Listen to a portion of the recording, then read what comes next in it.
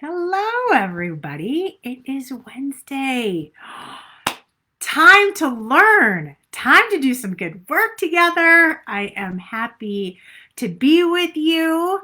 Let's look at what has been going on. And while you all trickle in, feel free to say hello, say hi, share with me. I love seeing you pop in, and I love seeing you check in with me. So as you are popping in, say hello. Today we're going to look at what do you do when you're trying to do the right thing for your weight and your body, but it backfires on you and you go, what the heck? What am I going to do if I keep backfiring on myself? Well, let's talk about that today. And as you're coming in, say hello. Hello, Sue. Hello, Michelle. Hi, Barbara. Hi, Roberta. So nice to see you all popping in. Thanks so much for being both on the phone and being here inside of Facebook. I love seeing you all both places. Hello. So, let's jump in because I want to be really sensitive to your time. Hello, Paula. So, what do you do when you have really good intentions and then they backfire? And I want to tell you a little bit about what happened with me this week. I checked in to see if I was hungry. This was Saturday night. And I checked in and I was like a little bit hungry. My husband was really craving Asian food. I said, okay, great. So he ordered some food and I said, you know what? I'll just do some lettuce wraps and then you can share some of them with me because I wasn't so hungry, just a little bit hungry, right? So I'm thinking, okay, I'm doing great. I'm going to have these lettuce wraps. Had some lettuce wraps, ate dinner. The next morning, I was miserable. Like I was so tired, I couldn't function. And I was like, wow, what did I do to myself? What happened? Why am I so exhausted? So had a really hard time getting up. And then what happened was on Monday morning, I was having these lettuce wraps. I was sharing them with my husband. We were having them for lunch, and I'm thinking, oh, great, I'm going to have some more really good, some good quality food for my body, have some lettuce wraps. And then later on the day, on Monday, like around 5 or 6, I was miserable. I could barely keep my eyes open. So I was like, I know what it is. It has to be something inside of those lettuce wraps. And how often do you feel like you're doing something really great for your body? You feel like you're making these good choices, and then all of a sudden you feel miserable. And then what I found myself is I was so miserable. It's like I had such an inflammatory response to the soy, is what I'm thinking, inside of those lettuce wraps, that it just put me out. I just couldn't function, literally. And those of you who either have thyroids but have thyroids that don't function well or don't have thyroids, it felt just like that. Like my thyroid was just like went crashing and I just could barely open my eyes. Now, I've been fine since that. But I think it's really important today to talk about inflammatory responses or times where you feel like you're doing the right thing. And here I was listening to my body, feeling like I was making really good choice for myself, doing a nice thing for my body, and it totally backfired. And then I was like up a pound or two, feeling like bloated because something in my body didn't respond well to the soy. And I want to make sure that when you are in the process of losing weight and something doesn't work for you, whether it's something that you ate that you thought was going to work and it didn't work well in your body, or you had the full intention to do really well with something that you're going to do eating wise or movement wise, and it just doesn't go as planned. The key is getting right back in the groove, understanding, looking at it. I was so clear something was off. Because it was just so evident that I went from having food to wanting to just sleep my little booty off the whole rest of the day. And I was struggling to just function. It's amazing food's impact on our bodies, on our minds, and from an inflammatory standpoint. So if you're eating foods and they're making you feel really tired like this, or you find yourself all of a sudden feeling like, oh my goodness, the thing I was trying to do totally backfired. It's really important if you start seeing yourself cycle down, which then I was so tired on Monday night. I was like, I told my husband, just pick something up. I can't even function. And then I noticed that I overate because I was so tired. I was trying to get my energy back up.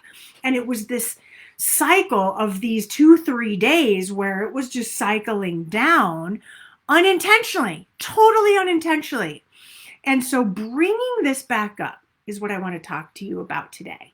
How do you bring the energy, the focus back up so that you don't allow yourself to take yourself out of the game when either intentionally or unintentionally something occurs and it totally backfires on you? And that does. So share with me if you've had an experience like that where you go, oh, I intended to do well and I just had this misfire, it totally backfired on me. Share with me what that is, because it's important that we know in the process of losing weight, it is not all just roses and love and joy in every moment of the weight loss process. I hear from so many of you sharing with me that you are losing weight and then all of a sudden you'll stall out and you'll get really frustrated with yourself, or you're doing really great and you're seeing consistent results for maybe 2-3 days. And then all of a sudden something occurs and then you want to go to, I can't do this. I need surgery to get this weight off. I need to go really drastic in my approach to losing weight. It's a normal response when we are not seeing the results that we want, when you feel like, God, I really want to see more weight loss and more weight loss results. It's so compelling to want to pull the trigger and do something really extreme and to just step on the gas in a really extreme way. But the issue is that when we come from that place of lack, of fear, of worry, of feeling defeated, there are times we make choices about how we want to be with food and what we're going to do in relationship with food that don't always serve us. We just go into like, I'm going to just get this weight off, and then I'll worry about how I'm going to maintain it later. I hear this all the time. I'm just going to get the weight off now, Marna, and then I'll really look at how I can maintain it. And then what happens is a few weeks later, I hear from that same person who's like, I really tried this extreme thing and it backfired on me. It backfired in a big way. And now I've gained more weight and I really want to look at this. So I want to caution you from a place of having a backfire moment. I could have gotten really strict with myself. I could have been like, oh my gosh, Marna, let's just really work really hard and get really strict with food. And I really have to control this. And I could have gone to all these tightening up measures inside of me to get really in quote unquote control. But the truth of the matter is in that moment, when I made the choice about the lettuce wrap, it wasn't that I was out of control. My body had an inflammatory response. And some of your bodies are going to have those responses where you're really trying to, quote unquote, listen to your body and do really well for your body. But then you have this inflammatory response, or you have a response to food that you just never knew you were going to have. And so, or you try fasting and you get headaches, and so you can't keep that up. And so listen to your body. All I had to do in that moment was tell myself, wow, I'm having a really intense inflammatory response to something. And that something was those lettuce wraps, whatever was in those lettuce wraps. And I think it was probably soy. If I wasn't so connected to my body, I would have made it mean there was something wrong with me or my thyroid or something else was happening. But I was so connected in seeing the pattern 2 days in a row of having food and then wanting to pass out and fall asleep. I want all of you to be aware of what you're putting into your body And then don't make it mean, let's say you're having an inflammatory response, don't make it mean that you can't find a different solution to have that same taste and texture. I could have just been like, oh, I can't eat Asian food ever again. It's just, no, I was just like, okay, I really like lettuce wraps. I like how they are, if I have the right ingredients inside of my body. And so for me, that looks like having more coconut aminos and maybe trying a different restaurant or just making my own. And so that I know what's in it so that I can have those again and enjoy them in a different way. So I'm glad, Allison, that you needed to hear this today. It's important. It's important. Sue, you said, I love chocolate, but the next day the inflammation is so bad that my joints ache so much I can't even move. Absolutely, that's an inflammatory response. So, Sue, I'm wondering if you have something like Lily's chocolate, does that create the same level of response? See, if we just get really solution oriented, hi Janie, and we get really clear about what it is that will potentially help us and give us that same taste and texture, then we're always having a fun journey.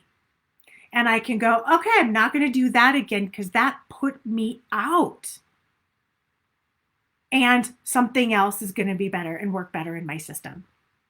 And so I say that because the thinking that often comes before you wanting to take yourself out of the game of listening to your body, of a thin within method, of an intuitive eating strategy, or honoring your body, are thoughts that somehow you're broken, thoughts somehow that something's not working, versus getting into your life, climbing in and seeing where there's breakdown.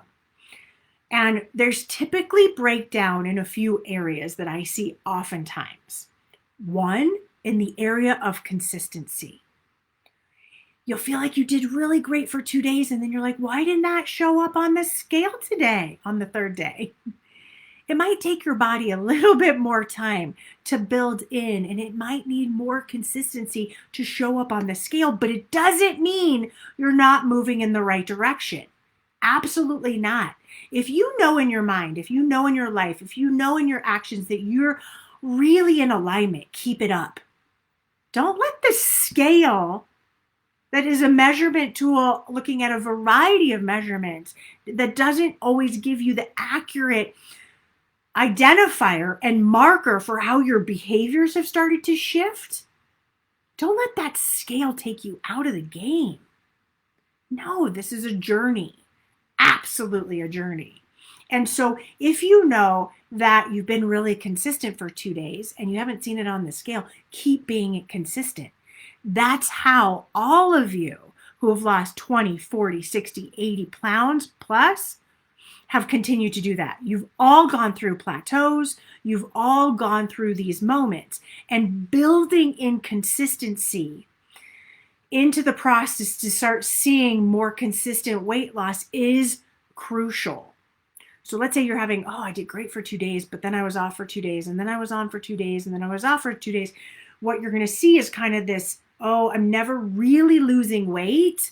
I'm really staying in kind of this lose gain mode. And then you get frustrated, like, why am I not seeing consistent results in losing weight? It's because you aren't consistent in either honoring your body, in movement, or whatever you're doing. So I want you to look at, is there a place that you could become more consistent in your actions, knowing that more consistency in that particular area will absolutely give you the positive results. It will have to. If you're not overeating, or if you're listening to, let's say I had an inflammatory response, I didn't overeat, but my body responded by swelling up and fighting whatever it was going on inside of my body.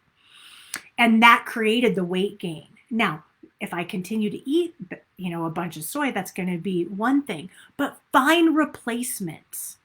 Find strategies that don't give you that. So when I go to a sushi place, typically instead of having soy sauce, I'll get tamari, or I'll bring, I can bring a little bottle of coconut aminos.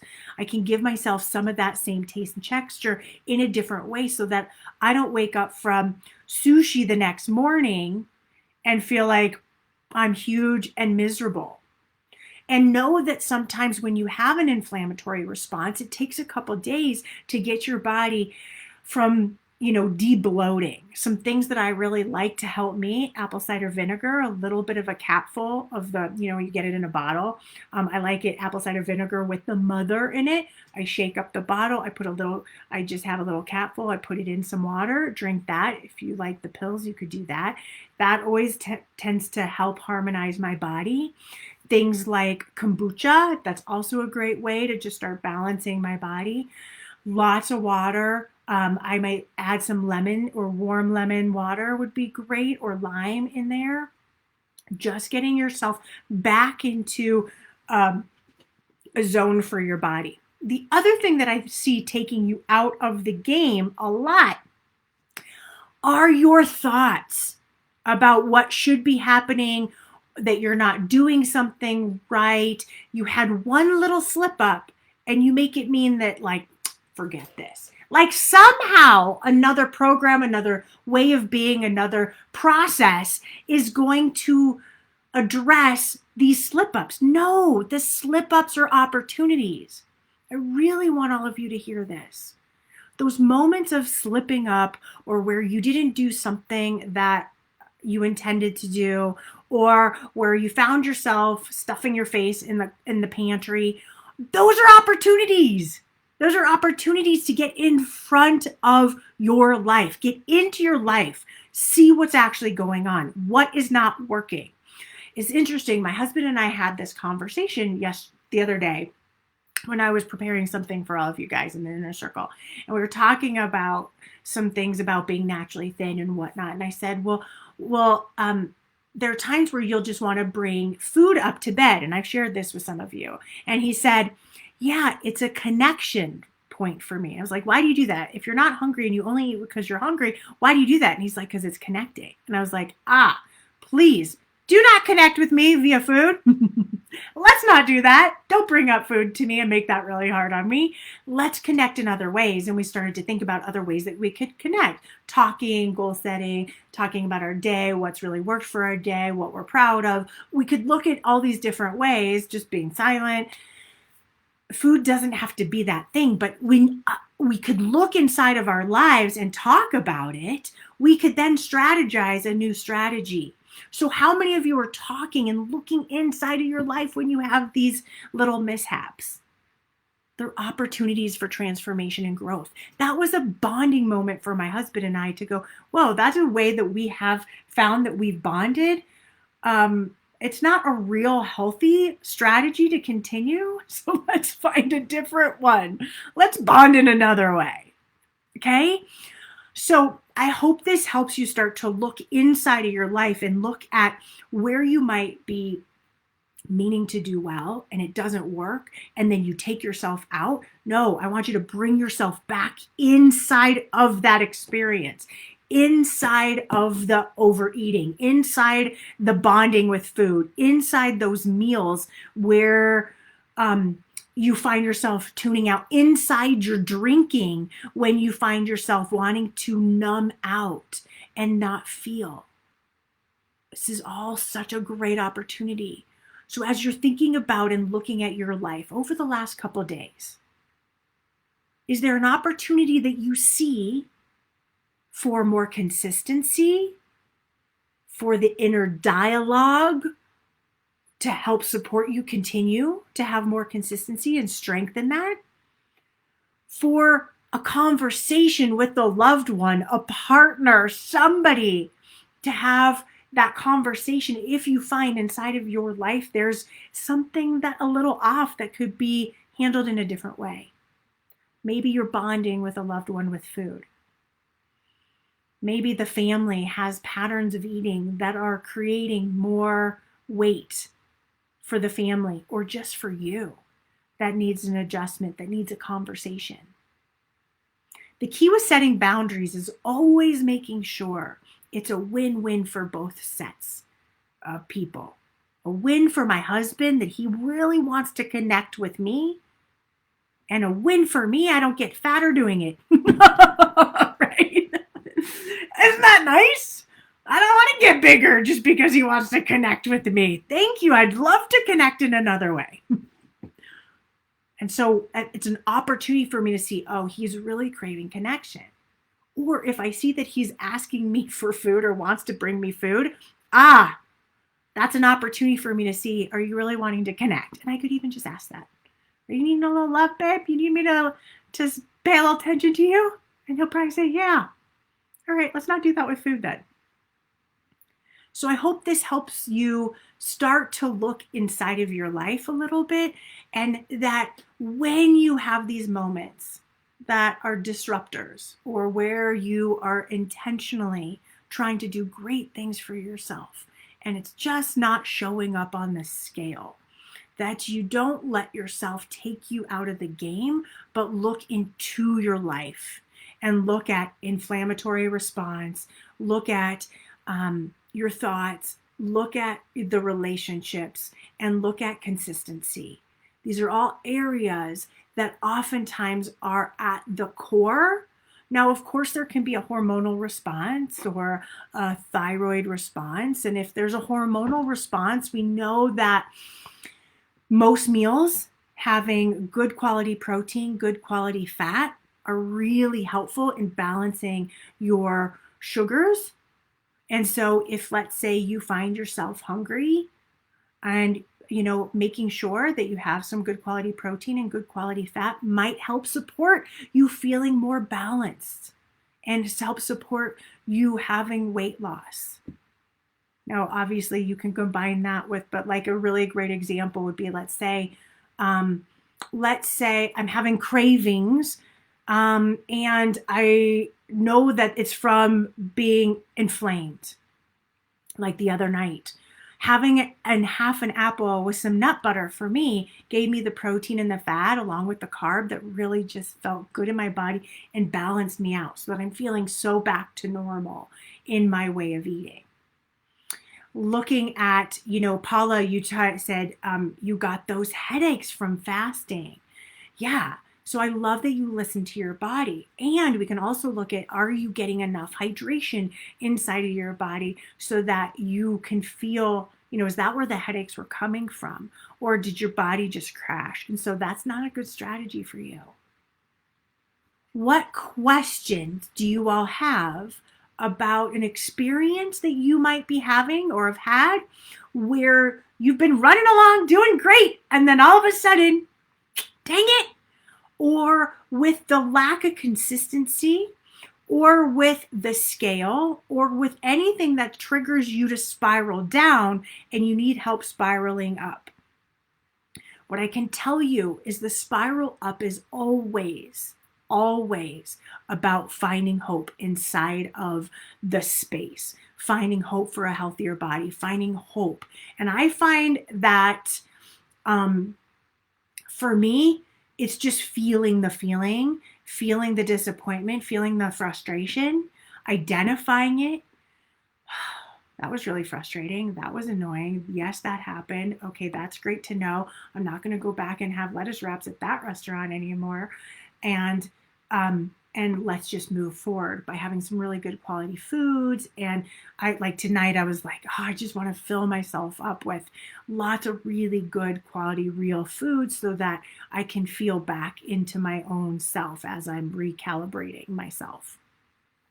But any questions you have about something that may have backfired on you or that you need help around in general, I'm happy to be here for the next little bit to help support you.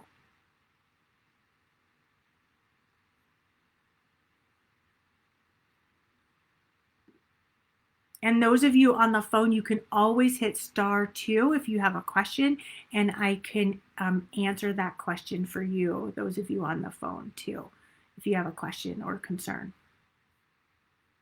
All right, if all of you are feeling really good and complete, amazing. But I want you to know, I really want you to hear this. I really want you to hear that your brain is either going to make your weight loss happen for you and expect that in this journey of health and vitality and getting the body that you want, there are going to be some times where you try really hard and you give it your all and it doesn't work. You don't see it showing up. And you don't see the scale moving in the right direction. Be patient. Keep your mind focused. Look at what you can do to help support a thinner, lighter, healthier body. Look at what is inside of your life that needs your attention. My partner escalates with the food offerings too when he wants to bond. We had to have a talk again about the ice cream last night, replacing that impulse with a walk. Oh, Lizzie! Yes, yes. I love my walks with my husband too. Oh, I love them. It's so nice to have those walks. Beautiful. It's so interesting how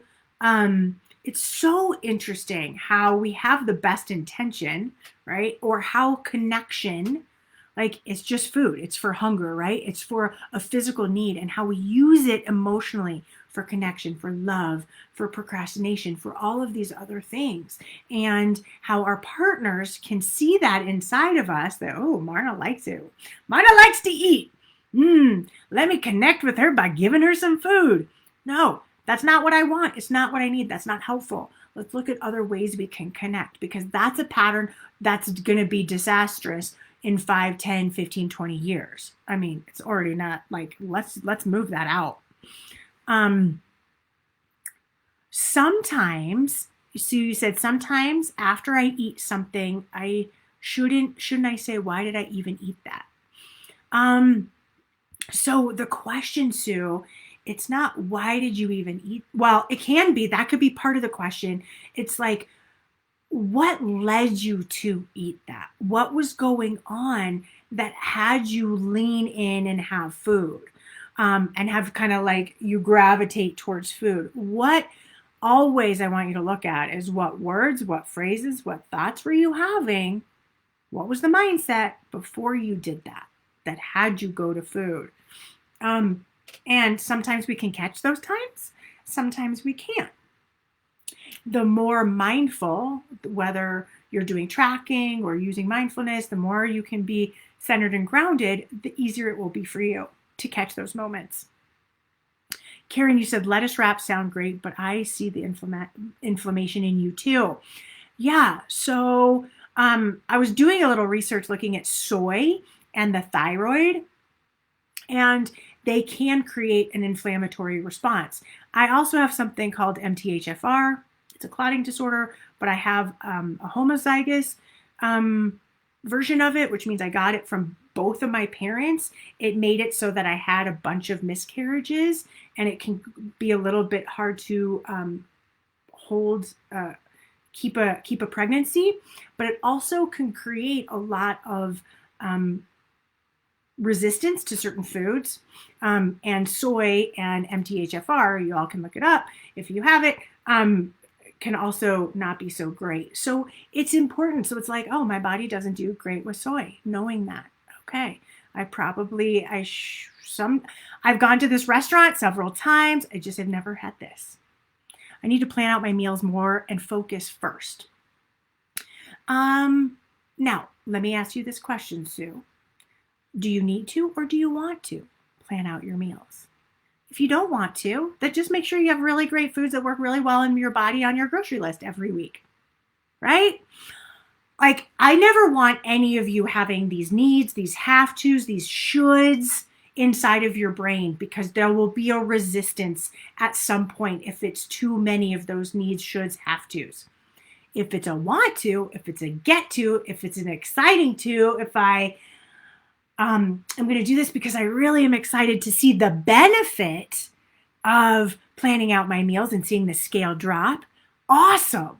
That's a different place than I really need to. So I just want to make sure, Sue, that when you're saying that you're coming at this from the right mental framework and not in a resistant framework, okay? Because resistance framework is always going to cause more resistance and pain inside of your body. And that pain or resistance, usually, if it's not managed well, will create a binge or an overeating episode. That's because all this built up energy of should, must, have tos in a relationship with food, when you tie comfort to food, all of a sudden explodes, and then you just really need the comfort and love and protection and nurturing. And so it ends up being a backfire when we say things like, I need to, I should, I have to. So I want to make sure it comes from a place, a true desire of want to. When I'm always talking to those of you in my inner circle, my private member clients, my private clients, one of the things that I'm always asking you, is this something you want? Because I never want you doing something that you don't want. You can lose weight from a place of wanting and having choice and freedom and desire. I have the choice to go back to Moongate, which is the restaurant I was at. I have the choice to go back to Moongate. I just know that if I have that food, it's going to put me out for 2 days. I don't want that. I want to have energy. I want to feel good in my skin. I want to be there for my kids and all of you. I don't have time for that business. So that's just information, and then I will choose something else. So I hope this helps. I hope this has you look inside of your life and look at, okay, what are you trying to do that's really working? And what are you trying to do that's kind of backfiring that you think has been something that either you're telling yourself that's working, or maybe you need to explore inside of your life, the area that needs to be adjusted. And I would take this. So always I like to look at action items. Okay. So let's look at, are there any conversations that might be beneficial for you to have with a loved one, with a family member, with friends or coworkers, whoever you're spending your time with? So one, are there any conversations that will help support you so that you can stop backfiring? Weekends often are a big backfire. I hear from many of you, you're like, week's okay, I'm doing okay. Then the weekends backfire like crazy. And so all I want you to do, if you have a backfire moment, write out what backfired, what didn't work, and get solution oriented. What can you do inside of the destruction, inside of what didn't work next time to help support you? I've heard from some of you, gosh, when I start drinking, I just don't care. And that leads me on a slippery slope of just eating through the weekend. It starts with Friday night drinking and it goes through Sunday. Okay. So what's the issue? Is the issue the drinking or how you show up when you drink?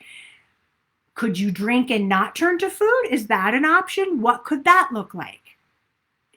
We don't have to necessarily make drinking in and of itself wrong unless you're finding it's really something you want to shift and change. But drinking in and of itself, if that leads you to eat, then what happens inside of your mind where you make that okay? And can you shift that in accordance to making that look different? Or do you need to do my strategy of have a glass of wine, or I'll take like a spritzer, what are they called? Like a hard alcohol, whatever they're called, a white claw or something like that.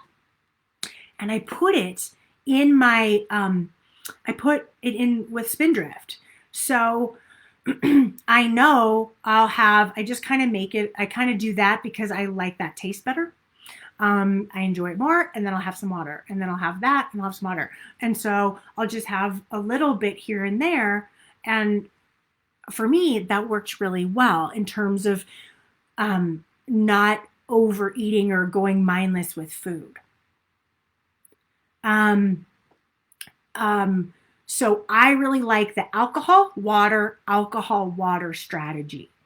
If you find that even alcohol, water leads you down the slippery slope of then turning to food, then let's look at what's going inside of your life and what's happening. Is it a bonding issue with your loved ones, with friends, family, and whomever, that you just start bonding and then now you eat? Or could you just drink and not eat? Is that a possibility? And how would that show up? And what could that look like to set the intention and set that out for you to say, I'm going to have a couple drinks, and that's not going to trigger me I'm going to really have a strategy so that I don't feel triggered to then eat. However, if you drink Friday night and then it trickles into Saturday, making you feel like crap, and then you're using food to help you feel better, I want you to be aware of that. Food is not going to help you feel better. It's going to help you address your physical hunger. Okay? So I just want you to be careful with that. So we can always keep talking more about drinking, numbing out, turning to food. We'll keep talking about this because it's such an important topic. For those of you who want more, the 30-day challenge starts. Well, first of all, the 30-day challenge opens up for those of you who've taken the challenge before today. So you get your discount code. You will see that. You got an email if you've taken it. If you haven't gotten an email and you've taken it before, email myself or Kate at thinwithin.com, or me, Marna at thinwithin.com. And then registration for all of you on the wait list is tomorrow. And then I open it up to everybody else after. But I'd like to wait to open it up to those of you who have taken the challenge before. And I like to open it up to then those of you who are on the wait list, because typically in that time, most of those 10 VIP spots get taken. And I want to make sure if you want one of those, you get access to those. So that is what, if you want one of those spots and you've already taken the 30-day challenge, let me know as well. And we can get you registered today for that, or tomorrow. If there's a spot available tomorrow, you can register tomorrow. So I'm sending you lots of love. To get on the wait list, if you've never taken the 30-day challenge, then what you'll want to do is you just go to thinwithin.com. You go to my homepage, and halfway down it'll say get on the wait list. Great. And then you'll be informed tomorrow when I open the doors. The way it works is starting on January the 25th, I will send you one email a day for 30 days, giving you focused strategies on how to eat thin, think thin, and live thin. Each week we have a focus, and then you get masterful, or at least more masterful in that space each and every week. You practice the strategies. We do a lot of self-assessment so you can see where you're at and how you are shifting your thinking, your eating, and your living around your life with food. In addition, I also go live several times a week with you to help you on your journey in the 30-day challenge. So it's a very robust, comprehensive program. It's one of my favorite things. It's how I know so many of you so well, because many of you have taken it 1, 2, 3 times. You really loved it. You came from it. So if you haven't done it, I really, really encourage you to check it out when I send you that link tomorrow. All right. Let's have a great day. Let's be good to ourselves. Let's know that in your journey to losing weight, there's going to be little things that pop up that don't look so beautiful. That's what's supposed to happen. It's inside of that life and inside of your life and inside of that space that we're going to get curious. We're going to be solution oriented, and you will continue to get results if you stay inside of your life, seeing what's really going on versus masking it with a solution of eating certain foods and not others, and never really looking at the emotional stuff. All right, everybody, sending you lots of love. Have a wonderful rest of your Wednesday, and I will talk to all of you soon. Bye, everybody. Thank you, Lissy.